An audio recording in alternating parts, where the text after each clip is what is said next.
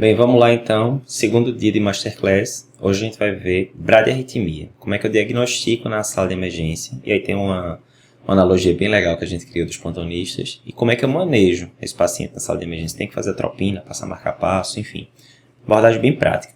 Lembra que todas essas aulas que a gente está vendo essa semana, elas ficam disponíveis até domingo à noite. Então até dia 26, 23 horas e 59 minutos, você consegue assistir aqui por esse link as aulas todas. Depois disso não está mais disponível.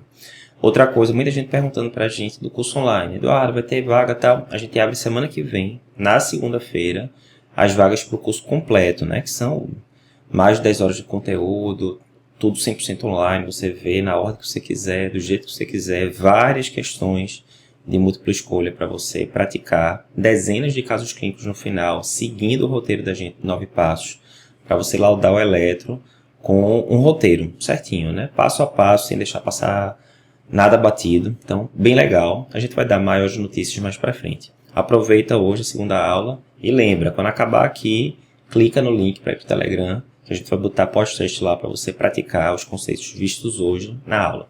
O tema de hoje é bradiarritmia, como é que eu faço para diagnosticar e como tratar. Então vamos lá, você está lá na emergência, chega lá seu José, 60 e poucos anos, falta de ar, desconforto, meio sudoreico, e alguém chama lá, doutor, venha dar uma olhada aqui, frequência de 30, o paciente está meio mal e tal. Já traz um eletro para você, puf, bate o olho e agora? Então a gente vai ver direitinho o que é que você tem que procurar no eletro para definir qual a etiologia, né? Qual o diagnóstico primeiro, é um BAVT, é uma bradicardia sinusal e tal. Segunda coisa, qual a etiologia que pode estar por trás, né? E terceira coisa, como é que você vai manejar o caso do seu José. Então vamos lá, primeira coisa, bradicardia, né? Por definição, frequência menor do que 50, né? Então, na época da faculdade, me ensinaram que a frequência cardíaca era de 60 a 100. E alguns livros textos continuam mantendo, né, essa faixa da normalidade. Mas a diretriz de eletrocardiografia da SPC de 2016 e várias outras fontes já botam como a frequência cardíaca normal entre 50 e 100. Lembrando que a gente está falando de adulto, né? Não está falando de criança, recém-nascida, é totalmente diferente. Mas adulto, frequência entre 50 e 100, isso porque eles viram por análise de dezenas de milhares de pacientes que essa frequência aí de 50 a 60 não implicava em doença. Isso aí estava lá na curva gaussiana da população. Então, se você pega alguém com frequência 54, 56, segue o jogo. Antigamente começava a investigar, pedia Holter. Hoje em dia não mais. Então, frequência cardíaca menor do que 50. Ah, beleza, Eduardo. Onde é que pode estar o problema para causar uma frequência cardíaca baixa? Então, a gente tem dois tipos de problema principal. A gente pode ter um problema no nó sinusal, que é esse que está aqui em cima, né? Perto da desembocadura da veia cava superior, aquela coisa toda. Ou eu posso ter um problema no nó AV, né? O nó atrioventricular, que é esse que fica aqui, como o próprio nome diz, entre os átrios e os ventrículos. Como assim, Eduardo? Vamos ver, detalhar melhor, né? Problema do nó sinusal. Tem vários, né? O mais típico, né, que a gente vê com maior frequência é o quê? Bradicardia sinusal. É o quê? É um ritmo que tem todos os critérios para ser um ritmo sinusal. A gente detalha isso, tem uma aula só sobre isso no curso, como definir que o ritmo é sinusal sem decoreba, entendendo tudo direitinho e tal. Definir que o ritmo é sinusal, contudo, a frequência cardíaca é abaixo de 50. Aqui um exemplo, né? Então a gente tem onda P positiva aqui em D1, positivo em AVF, primeiro critério preenchido. Segundo critério, a cada onda P se segue um complexo QRS, segundo critério preenchido. E terceiro critério, as ondas P têm a mesma morfologia entre si. Então, de boa, um ritmo sinusal, tranquilo. Contudo, quando a gente vai ver a frequência cardíaca, e já tem a fila aqui, né, 44, ou seja, está abaixo de 50. Mas se a gente for usar a regra que a gente ensinou lá no curso, aqui a gente tem entre esse QRS e esse, a gente tem um quadradão, dois quadradões, três quadradões, quatro quadradões, cinco quadradões, seis quadradões, enfim, perto de 7 quadradões. Se fosse 6... 300 dividido por 6, que é a regra que a gente ensina, daria 50, mas é mais de 6. Então, como eu aumentei o denominador, o resultado final vai ficar menor do que 50, ou seja, é bradicárdico. Não precisava nem contar que era 44 certinho, o fato que eu sabia que era abaixo de 50. Então, é uma bradicardia sinusal. Aí vem a questão, qual é a causa da bradicardia sinusal? Certo? No ambulatório de cardiologia, estou lá de boa. Qual é a principal causa para chegar um paciente com frequência, tipo esse paciente aí, 44? A principal causa é o uso de medicação cronotrópica negativa, ou seja, que desacelera o coração. Beta-bloqueador, antagonista canal de cálcio não dihidropiridínico, tipo verapamil, diltiazem, amiodarona, digoxina, ivabradina, enfim, tem várias medicações que alentecem, né, a condução ali no coração. Então, tranquilo, a principal causa é essa. Tem outras? Tem. Obrigatoriamente patológico? Não. Por exemplo, fisiológico, atleta de alto rendimento. maratonista e tal, a gente sabe que por um aumento do tônus vagal, esse paciente pode ser bradicárdico, chegando até 30 pelas diretrizes. Diretriz da SBC fala em atleta de alto rendimento, não é aquela peladinha do final de semana, não. Alto rendimento mesmo. Mais do que 8, 10 horas de treino por semana de treino aeróbico. Você pode ter uma frequência de 30 e pouco sinusal, e isso é considerado fisiológico. Aí é a importância do primeiro ponto do nosso roteiro, né? Identificação. Se eu sei que é uma frequência de 30 e pouco, numa senhora de 80 e poucos anos, sintomática, etc., deve ser alguma bronca. Mas, se é um paciente maratonista, etc., assintomático, deve ser só o tônus vagal aumentado do excesso de treino mesmo. Outras causas, eu posso ter doença do nó, né, sinusal, por degeneração, idade, etc. Tem várias causas, doença de Chagas, enfim. Então, eu tenho que abrir o leque para pensar o que é que está causando aquela bradicardia sinusal. Beleza, bradicardia sinusal, problema do nó sinusal, não tem muita bronca de diagnosticar. Agora, o problema do nó AV. Aqui já tem alguns detalhes a mais, né? Aí aqui a gente tem, na hora que eu falo que é problema do nó AV, é a mesma coisa dizer que o paciente está com BAV ou bloqueio atrioventricular. Aí aqui já tem vários tipos, BAV de primeiro grau, segundo grau, terceiro grau. Quem está começando a estudar eletro, às vezes se confunde nisso. Então a gente fez aqui uma brincadeira aqui para facilitar isso, né? Então a analogia é o seguinte, eu tenho 3 graus de BAV. Então, BAV de primeiro grau, fazendo analogia com o plantonista, é aquele cara miserável que toda vez chega meia hora atrasado no plantão. Tá lá você, domingão, querendo render aquele plantão do domingo à noite para ir embora para casa, encontrar a esposa, sair e tal. Enfim, e a pessoa só chega lá todo domingo, 7h30 da noite, 7h30 da noite. Tem um lado bom e um lado ruim. Óbvio que o lado ruim é sair mais tarde do plantão. Óbvio, né? Não tem justificativa. O lado bom, que querendo ou não, é previsível. Você sabe que o cara 7h30 vai estar lá. Então, beleza, não é uma coisa tão preocupante. Depois você tem um BAV de segundo grau. E o de segundo grau, para complicar, eles subdividirem em 2 tipos. Tipo 1 e tipo 2. O tipo 1 é aquele plantonista que chega cada vez mais atrasado até que ele falta. Então, assim, primeiro domingo ele chegou de 7h20. Beleza e tal. Segundo domingo, 7h30, você fala, rapaz, Carlos, vamos chegar aí na hora? Não, tranquilo, tal, beleza. Terceiro domingo, chega de 8. Quarto domingo, chega de 8h30, você já está se ligando que a coisa não vai terminar bem. No quinto domingo, o cara falta. Então ele foi lhe dando um aviso, né? Foi ficando cada vez mais atrasado até faltar. O lado ruim é óbvio, né? Péssimo, né? Você está ficando cada vez rendendo mais tarde plantão, sendo rendido, e tem que dobrar um belo dia. O lado bom é que assim, o cara está lhe dando o aviso que vai faltar. Você pode ligar para o chefe da escala e falar, chefe, cara, semana passada chegou de 8 e pouca. Tô me ligando que esse final de semana ele não vem. Então tem como fazer um backup. O BAV de segundo grau, tipo 2, é aquele cara que falta do nada. O cara tava vindo bonitinho. Primeiro dia, 7 horas. Segundo dia, 7 horas. Terceiro dia, 7 horas. Quarto dia não veio. Sem aviso. E aí você dobra lá sem aviso prévio. E o terceiro dia é aquele completamente aleatório. No dia que é para ele render, ele não vem, não liga, deixa o celular desligado. No dia seguinte, que era outro cara que estava à noite, ele aparece lá 10 para as 7, gasto total, vamos lá passar o plantão, cheguei mais cedo para liberar. Não, homem, você estava ontem de plantão, não era hoje não. Enfim, ele está dissociado da escala geral. No dia que é para ele vir, ele não vem. No dia que é para ele não vir, ele vem e assim por diante. Então, a regra é essa, certo? Essa analogia. Aí vamos ver exemplos práticos aqui, ó. Esse paciente, na hora que eu dou um zoom aqui, ó, vê, ó. Onda P, QRS, onda P, QRS, onda P, QRS. A cada onda P se segue um QRS. Contudo, ele está atrasado, porque o normal do segmento PR, a gente tem uma aula só sobre o segmento PR no curso, é entre 3 e 5 quadradinhos. Aqui tem bem mais do que isso, ó. Entre o começo da onda P e o começo do QRS, eu tenho 1, 2, 3, 4, 5, 6, 7 quadradinhos. Então, está maior o intervalo PR do que deveria estar. Ou seja, o nó AV, que funciona na analogia da gente como se fosse um sinal de trânsito, é como se ele tivesse, em vez de ele estar segurando X milissegundos, ele está segurando um tempo maior. Tem aquele cara que está chegando sempre atrasado no plantão. Isso aqui tem muita bronca? Não, não tem. Geralmente não vai causar sintoma, não vai precisar de marcar passo, segue o jogo. Esse aqui, ó, BAV de segundo grau, tipo 1. É aquele cara que vai chegando cada vez mais atrasado até faltar. Então, ó, aqui eu tenho onda P e depois eu tenho QRS. De boa. Aqui eu tenho onda P e tenho QRS. Vê, ó, que aumentou a distância entre a P e o QRS. Ou seja, o cara chegou mais atrasado, entre aspas. E aqui eu tenho onda P e, ó, vácuo, nada. Nada de QRS. E depois volta. Onda P e QRS, depois onda P, ó, lá na frente o QRS já ficou mais separado, depois onda P e, ó, vácuo, nada de QRS. Ou seja, aqui o plantonista faltou. Então é aquele negócio, aquele plantonista que vai chegando cada vez mais atrasado até que ele falta.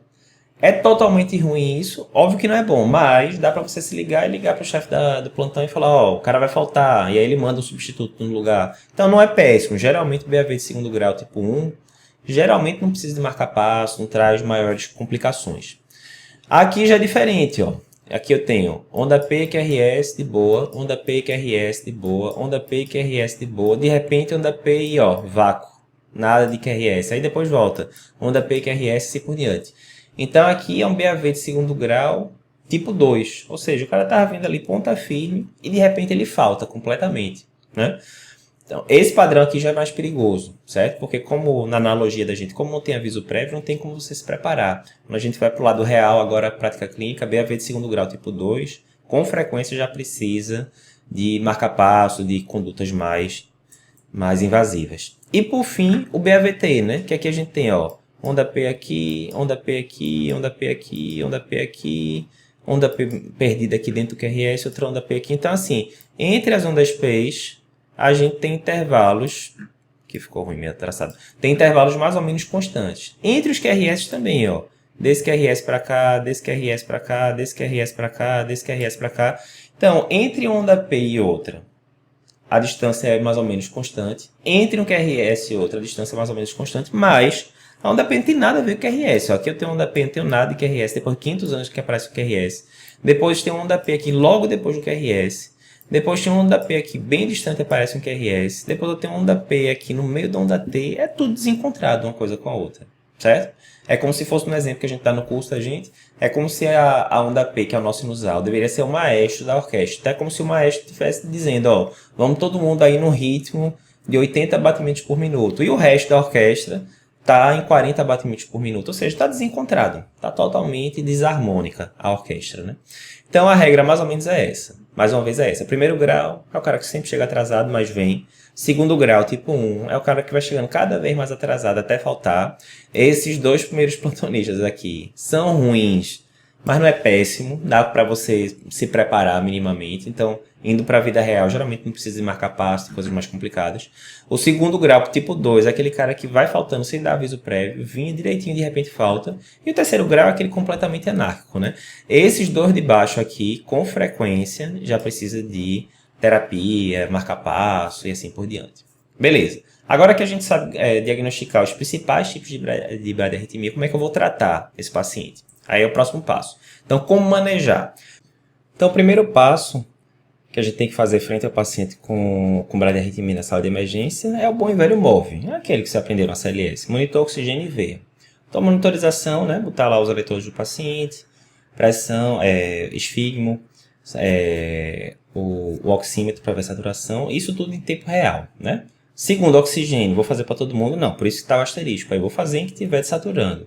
Abaixo de 90, abaixo de 92 é discutível. Mas o fato, se você pegar o cara com saturação 95, 96, não tem porque dá oxigênio. A gente já sabe de trabalho com infarto, isso pode ser até deletério, na verdade, né? E veia, porque lógico, né? Se o paciente está com bradiarritmia, tem a chance razoável de ele precisar de alguma intervenção farmacológica. Tranquilo. Segundo passo, tem que definir se o paciente tem sinal ou sintoma de instabilidade. Aí o que é que eu vejo? Se o paciente chia. Chia, Eduardo, tá falando da broncoespasmo agora, asma, DPOC, não. Aqui é só o mnemônico, né? Então, sei, de consciência alterada, paciente que está rebaixado, obnubilado, ou que está bem agora, mas que se incorporou alguns minutos atrás, isso aí pode ser sinal de baixo débito. H de hipotensão, né? Normalmente pressão sistólica abaixo de 90, sempre vê com parcimônia isso, né? Às vezes é um paciente que já usa um bocado de antipertensivo, já tem uma pressão mais baixa, mas assim, via de regra abaixo de 90, você fica preocupado. E de insuficiência cardíaca, né? Pode ser um edema agudo de pulmão franco, mas também pode ser dispneia, congestão pulmonar menos pronunciada e tal. E a de angina, né? Dor torácica típica, realmente. Tudo isso vai refletir o que? Olha, a frequência cardíaca do paciente está tão baixa que está gerando por baixo débito dor torácica, insuficiência cardíaca, ou seja, é uma situação mais complicada, que você tem que atuar de forma mais rápida, né? A arritmia com instabilidade quer dizer que sempre a causa é a arritmia. Se for um ataque à arritmia, tem que reverter. Se for uma bradiarritmia, tem que passar a marcar passo. Nem sempre. Exemplo. Peguei lá o plantão, aí tá lá a Dona Maria, 80 anos, chegou com pneumonia, tá super cansada, o pessoal tá tentando ainda uma VNI nela. Tá evoluindo muito bem no começo do plantão. Aí depois de meia hora eu chego para reavaliar. Ela está claramente mais desconfortável, começou a ficar sonolenta. Aí eu olho o monitor, saturação 96, 90, 85, 80, começa a cair a saturação. E depois que a saturação começa a cair, aí a frequência cardíaca que antes estava de boa, 80, 90, começa a cair junto. Ou seja, o paciente está instável, né? Está rebaixando o nível de consciência, a frequência cardíaca ficou abaixo de 50 em determinado momento, chegou a 30.